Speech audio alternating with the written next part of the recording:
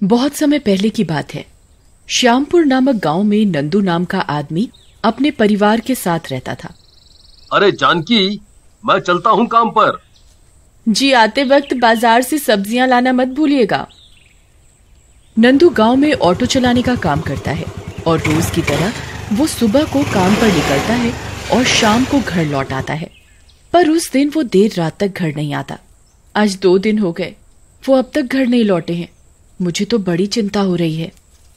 हाँ, इतना ढूंढने पर भी भैया कहीं नहीं दिख रहे हैं।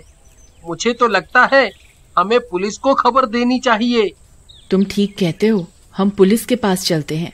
नंदू के घर वाले पुलिस थाने जाकर उसके लापता होने की शिकायत दर्ज कराते हैं। आप नंदू की एक तस्वीर हमें दे जाइए। हम नंदू को ढूंढ निकालने की पूरी कोशिश करेंगे। कुछ पता चलने पर हम आपको फौरन खबर करेंगे। फिर वो दोनों वहाँ से वापस लौट आते हैं। उसी गांव में मुन्ना नाम का आदमी रहता है। एक रात उसके घर के बाहर से भुतहा आवाजें आती हैं। ना जाने इतनी रात गए कौन होगा बाहर। वो दरवाजा खोलता है पर बाहर कोई नहीं होता। अरे कोई है क्या? वहाँ कोई नहीं दिखता तो वो दरवाजा बंद कर देता है। पीछे पलटते ही वो नंदू के भूत को खड़ा देखता है। नंदू की आंखें लाल लाल रहती हैं। पहचाना मुझे? अरे तुम यहाँ कैसे? तुम तो तुम्हें क्या लगा था मुझे जान से मार कर तुम बच निकलोगे? दरअसल जिस रात नंदू लापता हुआ होता है, उस रात 3 गुंडे उसका ऑटो रुकवाते हैं और उसे लूट कर जान से मार डालते हैं। मुन्ना उन्हीं गुंडों में से एक होता है। देखो, मुझे माफ कर दो, मुझे छोड़ दो। मैं हाथ जोड़ता हूँ, मुझे मत मारो, मुझे मत मारो। उस दिन मैंने भी ऐसे ही भीख मांगी थी अपनी जान के लिए, पर तुमने क्या किया? बोलो, तुमने तो मुझे बिना किसी गलती के मार डाला था। अब मरने के लिए तैयार हो जाओ। नंदू मेज पर रखा गुलदस्ता उठाता है और मुन्ना के सिर पर जोर से दे मारता है। मुन्ना जोर से चिल्लाकर जमीन पर गिर पड़ता है और उसकी मौत हो जाती है। इधर नंदू का दूसरा कातिल बबलू एक दिन रास्ते से जा रहा होता है। अचानक उसे पास के पेड़ से भुतहा आवाजें आती हैं। बबलू पेड़ के पास जाकर देखता है। अरे कोई है क्या वहाँ? अरे मैं हिल नहीं पा रहा, कोई मुझे बचाओ। मैं पेड़ से अलग क्यों नहीं हो पा रहा? अरे कोई है, बचाओ बचाओ। इतने में उसे परछाई दिखती है। उसे लगता है कोई आदमी गुजर रहा है। भाई साहब, मेरी मदद कीजिए, मैं इस पेड़ से अलग नहीं हो पा रहा। मुझे पहचाना नहीं तुमने? तुम यहाँ?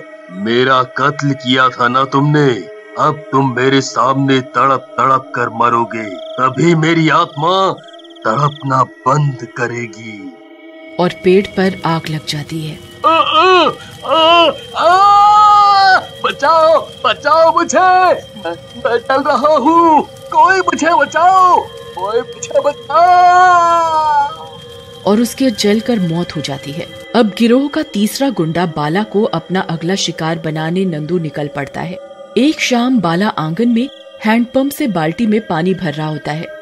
अचानक हैंडपंप चलना बंद हो जाता है।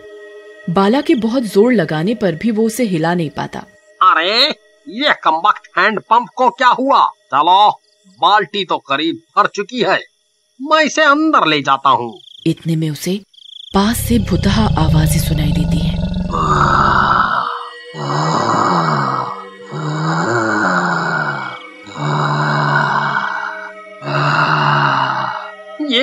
ये आवाज किसकी है? यहाँ तो कोई नहीं है। पास की झाड़ियों में हलचल होती है। कोई है वहाँ? सामने आओ, सामने आओ। नंदू का भूत झाड़ियों से निकल कर आता है। अरे तुम तो वही ऑटो वाले हो, पर तुम कैसे? सही पहचाना तुमने मुझे, मैं वही ऑटो वाला हूँ जिसको तुमने अपने साथियों के साथ मिलकर लूटा था। अब तुमको भी तुम्हारे साथियों के पास पहुँचाऊंगा मैं।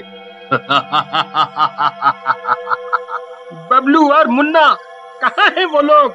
तुम बहुत जल्द मिलोगे उनसे। नंदू उसकी तरफ बढ़ता है। देखो देखो, तुम जो कहोगे मैं करूँगा। मुझे मारना मत, मुझे मारना मत।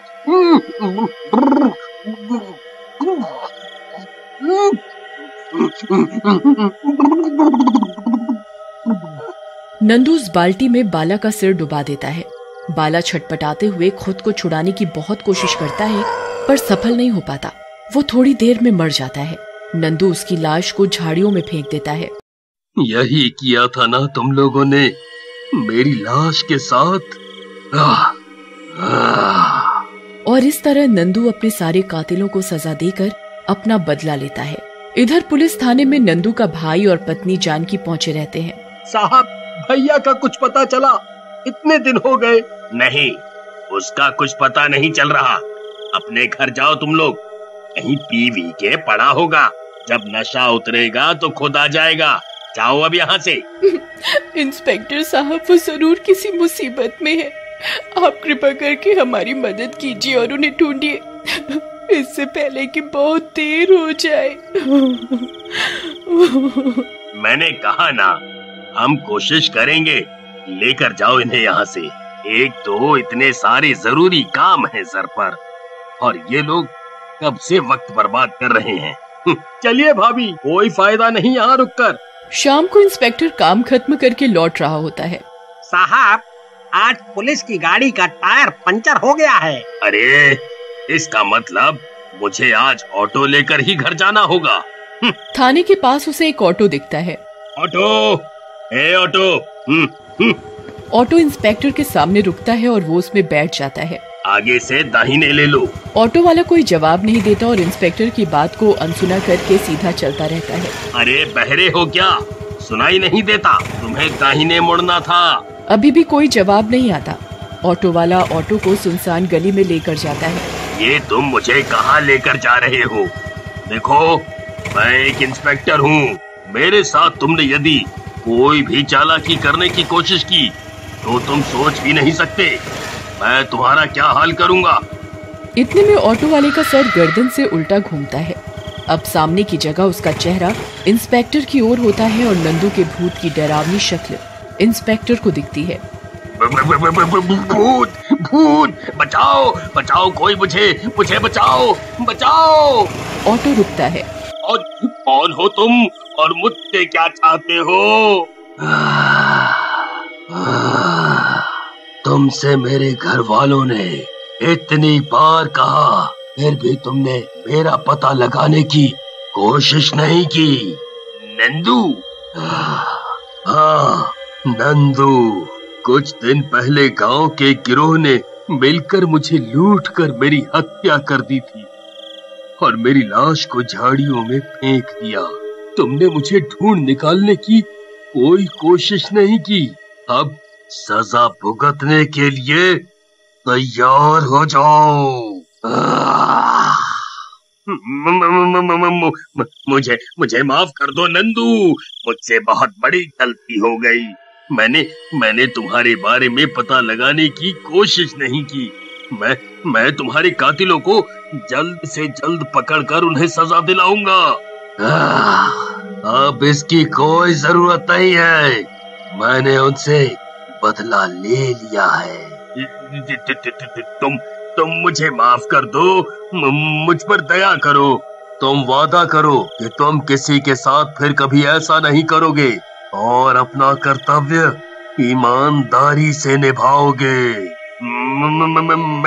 मैं तुमसे वादा करता हूँ, फिर कभी ऐसा नहीं होगा।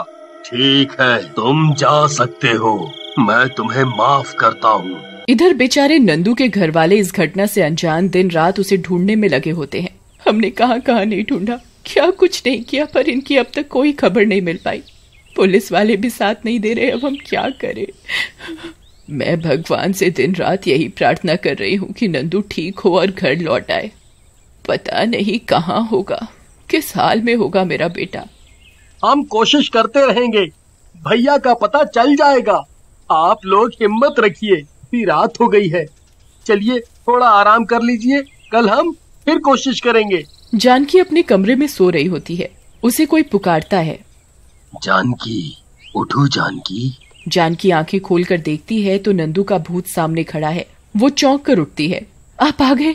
मुझे मालूम था आप जरूर लौट आएंगे। कहाँ चले गए थे आप? मैं वही बताने आया हूँ जानकी, मैं अब कभी लौट कर नहीं आऊंगा।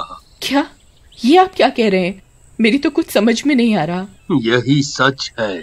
जिस दिन मैं नहीं लौटा था उसी रात कुछ गुंडों ने मिलकर मुझ पर हमला करके मेरी जान ले ली। मेरी लाश पास के अस्पताल में है। नहीं, ऐसा नहीं हो सकता। इतना कहकर नंदू गायब हो जाता है।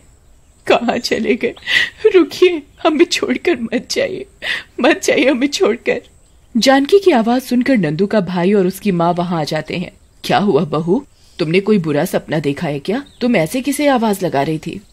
माँ जी अभी वो आए थे। जानकी उन दोनों को सारी बात बताती है। ये सुनकर दोनों आश्चर्यचकित हो जाते हैं। ये तुम क्या कह रही हो? ऐसा कैसे हो सकता है? हम एक बार चलकर उस अस्पताल में पता लगाते हैं, क्या पता हमें वहाँ से कुछ पता चले। अस्पताल जाकर जानकी और नंदू के भाई को पता चलता है कि कुछ दिन पहले एक लाश वहां लाई गई थी। लाश नंदू की ही निकलती है। इसका मतलब वो सच था। हे भगवान, ये क्या हो गया, क्या हो गया ये? वो लोग नंदू के शव को लेकर घर आते हैं, उसका श्राद्ध करते हैं और उसकी आत्मा की शांति के लिए प्रार्थना करते हैं।